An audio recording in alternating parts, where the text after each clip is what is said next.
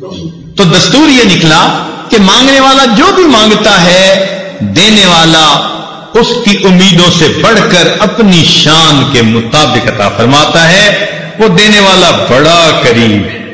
خدا کی دین کا موسیٰ سے پوچھئے احوال کہ آگ لینے کو جائیں پیمبری مل جائے.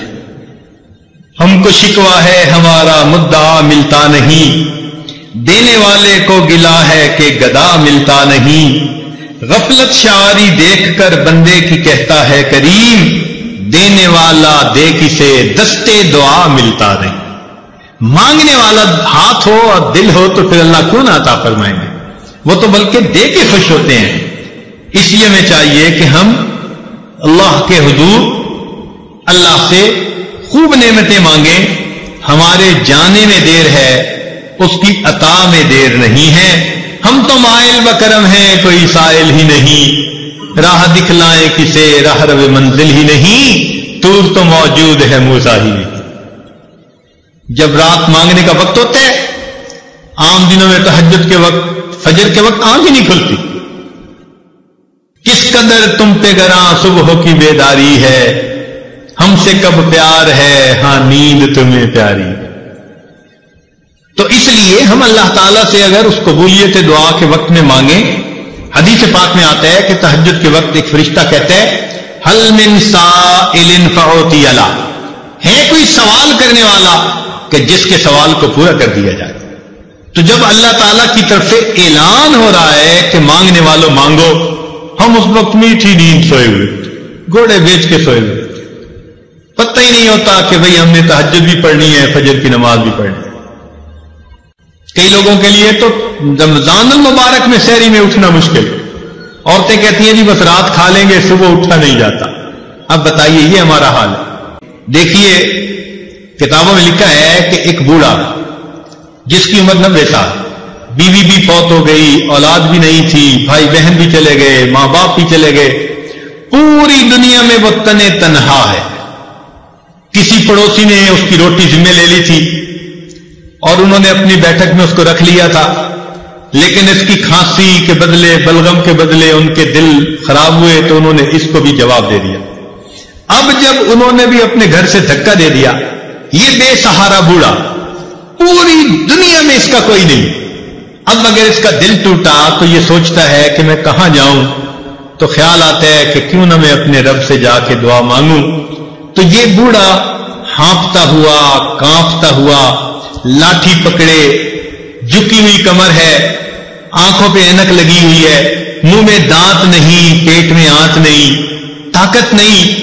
اب اس وقت اگر یہ اللہ کے گھر کی طرف آہستہ آہستہ چل رہا ہے تو اللہ رب العزت اس باغی بوڑھے سے یہ نہیں پوچھتے تو نے اپنی جوانی کہاں ضائع کی، تیرا جمال کہاں گیا، تیرا مال کہاں گیا، اب تجھے میرا در یاد آیا. اللہ تعالیٰ اس باغی بوڑھے سے بھی شکوے نہیں فرماتے. اگر وہ اپنی موت سے پہلے زندگی میں اللہ کے در پر چل کر آتا ہے، اللہ تعالیٰ فرماتے ہیں کہ اگر وہ ایک بالش چلتا ہے میری رحمت 2 بالش چلتی ہے.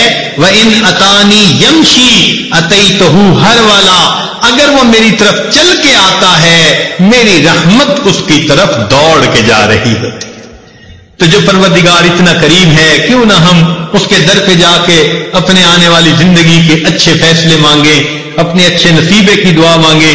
اللہ رب العزت فرماتے ہیں وَأَمَّا السَّائِلَ فَلَا تَنْهَرْ، اور سوالی کو انکار نہ کرو. اب سوچنے کی بات ہے جب ہم جیسے کمزوروں کو اللہ حکم دیتے ہیں کہ تم سوالی کو جھڑکی نہ دو، روکو نہیں، تم سوالی کو انکار نہ کرو، تو اگر کوئی بندہ اس پروردگار کے در پر سوالی بن کر کھڑا ہوگا اور بیٹھے گا، اللہ تعالیٰ اپنے اس بندے کو کیسے انکار فرمائیں گے؟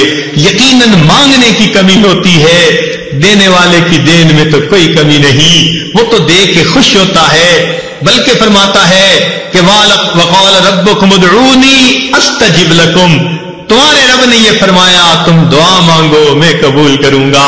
اللہ کا کلام بھی سچا اور اللہ تعالیٰ بھی سچے ہیں، لہذا ہم پکے یقین کے ساتھ اللہ تعالیٰ سے دعائیں مانگیں. اللہ تعالیٰ ہماری پریشانیوں کو دور کر دے اور اللہ تعالیٰ ہمیں در در کے دھکے کھانے سے بچا لے. میرے دوستوں اور میری عزیز بہنوں، آج اس وقت امت مسلمہ اتنی پریشان ہے کہ یوں لگتا ہے کہ تسبیح ٹوٹی اور جس طرح دانے اوپر سے گرتے ہیں اس طرح امت مسلمہ پر پریشانیاں آ رہی ہے، گر رہی ہے، ہر طرف ذلت ہے، ہر طرف پریشانی ہے۔ اے خاصہ خاصان رسول وقت دعا ہے، امت پہ تیری آ کے عجب وقت پڑا ہے، یہ دعا مانگنے کا وقت ہے۔ تو یہ عاجز گزارش کرتا ہے اجتماعی طور پر بھی دعائیں مانگے اور گھروں میں تہجد کے اوقات میں انفرادی طور پر بھی دعائیں مانگے۔ اللہ تعالیٰ مصیبت کی یہ گھڑیاں دور کر دے اور امت مسلمہ کو عزت رفتہ نصیب فرما دے، اور اللہ تعالیٰ ہمیں در در کے دھکے کھانے سے بچا لے۔ یاد رکھیے کہ دنیا میں تو ایک در بند ہوا، دوسرا کھل جائے گا، اس لیے کہ اس کا نعم البدل دنیا میں موجود ہوتا ہے۔ اللہ کا دروازہ وہ دروازہ ہے جس کے لیے یہ بند ہو جائے اس کے لیے کوئی دوسرا بدل موجود نہیں ہوتا۔ لِكُلِّ شَيْءٍ إِذَا فَارَقْتَهُ عِوَضٌ وَلَيْسَ لِلَّهِ إِن فَارَقْتَ مِنْ عِوَضٍ۔ اے آدمی، اے دوست، تو جس سے بھی دنیا میں دور ہوا تیرے لیے اس کا کوئی نہ کوئی بدل موجود ہوگا۔ اگر تو اللہ سے جدا ہو گیا تیرے لیے اللہ کا بدل کوئی دوسرا نہیں۔ اس لیے ہم اس در سے مانگنا سیکھیں، اے اللہ ہمیں در در کے دھکے کھانے سے بچا لینا، اور ہم کسی مخلوق کے دروازے پہ جانا بھی نہیں چاہتے، آپ ہی کے سامنے دامن پھیلانا چاہتے ہیں، آپ ہی سے مانگنا چاہتے ہیں۔ اے اللہ ہمیں عطا فرما دیجئے۔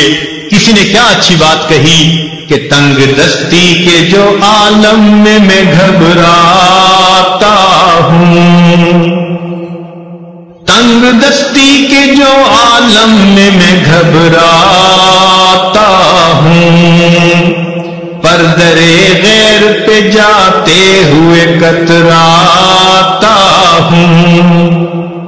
تنگ دستی کے جو عالم میں گھبراتا ہوں، پر درے غیر پہ جاتے ہوئے کتراتا ہوں۔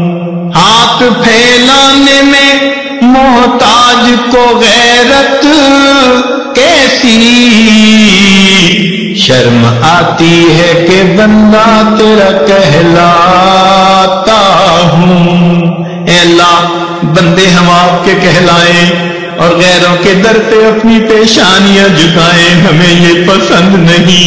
اللہ جس طرح آپ نے ہماری پیشانیوں کو غیر کے سامنے جھکنے سے روک لیا، ہمارے ہاتھوں کو بھی غیر کے سامنے پھیلنے سے روک لیجئے، اپنے ہی در سے عطا فرما دیجئے۔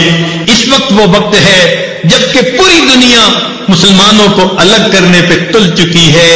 اللہ سے دعا مانگیے، اے اللہ سب نے ساتھ چھوڑ دیا، اب کہیں ہماری بدعمالیوں کی وجہ سے آپ بھی ہمیں ساتھ سے جدا نہ کر دیں، اپنے سے دور نہ کر دیں۔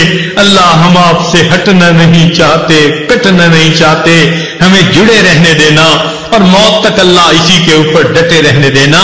دعا ہے اللہ تعالیٰ اس بچے کو جس نے قرآن مجید حفظ کیا، قرآن مجید کا قاری اور حافظ بنا، اللہ اسے عالم قرآن بنائے، اللہ اسے عامل قرآن بنائے، ناشر قرآن بنائے، داعی قرآن بنائے، اللہ تعالیٰ اس کو عاشق قرآن بنائے، ماں باپ کی آنکھوں کی ٹھنڈک بنائے، اور ہم عاجز مسکین جو اس اچھی خوشی کے موقع پر یہاں حاضر ہو گئے، اللہ تعالیٰ ہماری حاضری کو قبول فرمائے۔ وآخر دعوانا ان الحمد للہ رب العالمین۔